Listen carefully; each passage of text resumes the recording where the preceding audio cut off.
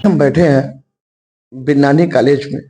यहाँ पे कॉमर्स के प्रोफेसर शिक्षक हैं और आप लोग से बात करते हैं बच्चों की टिप्स के लिए। परीक्षाएं होने वाली हैं 2-4 दिन में, उस पे आप क्या कहते हैं, क्या बच्चों को टिप्स देते हैं, अपना पूरा परिचय देते हुए बताएं। डॉक्टर राजमोहन शर्मा, वाणिज्य विभाग, GD Binani PG college Mirzapur.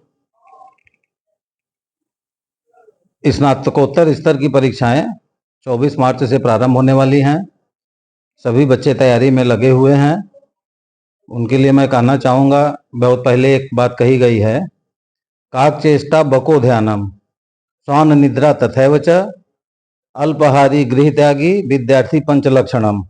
विद्यार्थियों को इन 5 बातों का विशेष ध्यान देना चाहिए। परीक्षा की कोई भी तैयारी करें, उनकी चेष्टा जो है वो कौवे की तरह होनी चाहिए, सिर्फ अपने लक्ष्य पे निगाह होनी चाहिए। नींद उनकी कुत्ते की तरह होनी चाहिए। कम भोजन करना चाहिए और पढ़ाई पर पूरी तरह फोकस करना चाहिए। किसी तरह के तनाव में उनको नहीं रहना चाहिए, तनाव से दूर रहना चाहिए। अगर वो परीक्षा की तैयारी करके परीक्षा देते हैं तो किसी तरह की चिंता की कोई आवश्यकता नहीं है। निश्चित रूप से वो सफलता को प्राप्त करेंगे। जी आप बताएं। मैं डॉक्टर ओम शंकर गुप्ता, विभागाध्यक्ष वाणिज्य।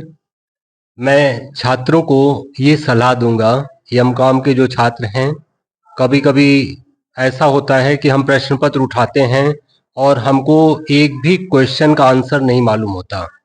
अगर ऐसा हो जाए तो बार बार आप क्वेश्चन को पढ़िए और सोच सोच के एक एक क्वेश्चन का आंसर दीजिए। आपको पढ़े हुए क्वेश्चन की अपेक्षा अधिक मार्क्स मिलेंगे। और मैं ये भी कहता हूँ कि आप कोई भी क्वेश्चन छोड़िए मत। कोई भी क्वेश्चन नहीं छोड़ेंगे तो आपको सर्वोत्तम मार्क्स मिल जाएंगे। तो सर्वोत्तम मार्क्स पाने का ये नुस्खा है। कहते हैं ना, प्रयत्न कभी निष्फल नहीं जाता। कभी कभी हम लोग कोई क्वेश्चन बीकॉम में पढ़ाते हैं, वो एमकॉम में पूछा जाता है। कभी कभी हम लोग हाई स्कूल में जो क्वेश्चन पढ़े रहते हैं उसको एमकॉम में पूछ लिया जाता है। तो बार बार क्वेश्चन को जब आप पढ़ेंगे तो आपका सारा तनाव मिट जाएगा और आप क्वेश्चन को धीरे धीरे लिखना स्टार्ट करें। आपका क्वेश्चन कैसे लिखा गया आप ताजुब करेंगे। तो बच्चों, तनाव मत लीजिए, बिल्कुल तनाव फ्री होकर के आप परीक्षा दीजिए, आप सर्वोत्तम अंक प्राप्त करेंगे। धन्यवाद।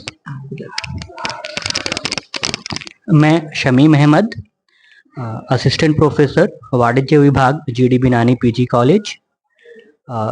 एमकॉम की परीक्षाएं और अन्य विषयों की स्नातकोत्तर की परीक्षाएं 24 अप्रैल से शुरू हो रही हैं। इसके लिए मैं सबसे पहले विद्यार्थियों को शुभकामनाएं देता हूं।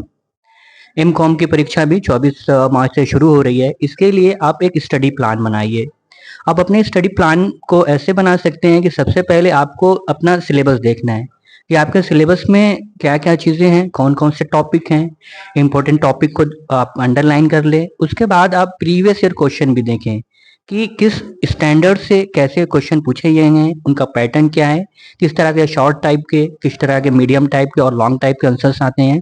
उनकी प्रैक्टिस करिए। प्रैक्टिस करना मस्ट है। जब प्रैक्टिस करेंगे तभी आप स्पीड से, एक्यूरेसी से लिख पाएंगे।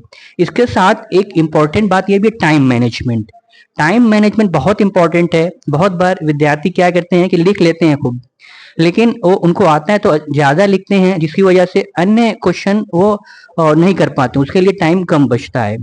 तो टाइम मैनेजमेंट का खास ध्यान रखें। 2 घंटे की परीक्षा है तो ये कोशिश करें कि 2 घंटे के अंदर ही सभी क्वेश्चन को अटेम्प्ट कर ले और 5 मिनट रिवीजन के लिए बचाएं।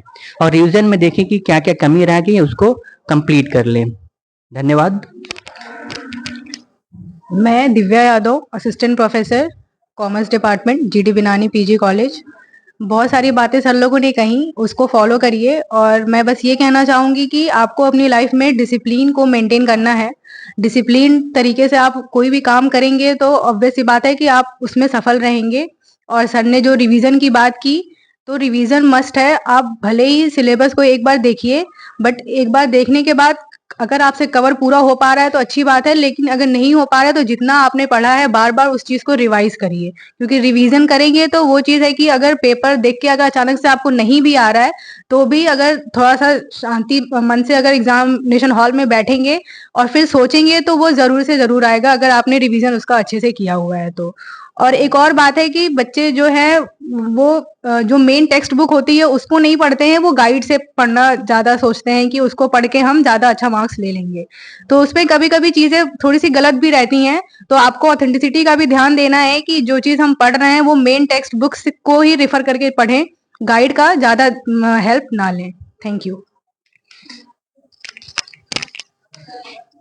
इसी तरह से खबरों को देखने के लिए पब्लिक एक्सप्रेस को आप लाइक करें, शेयर करें। बाल किशन बालाजी, धन्यवाद।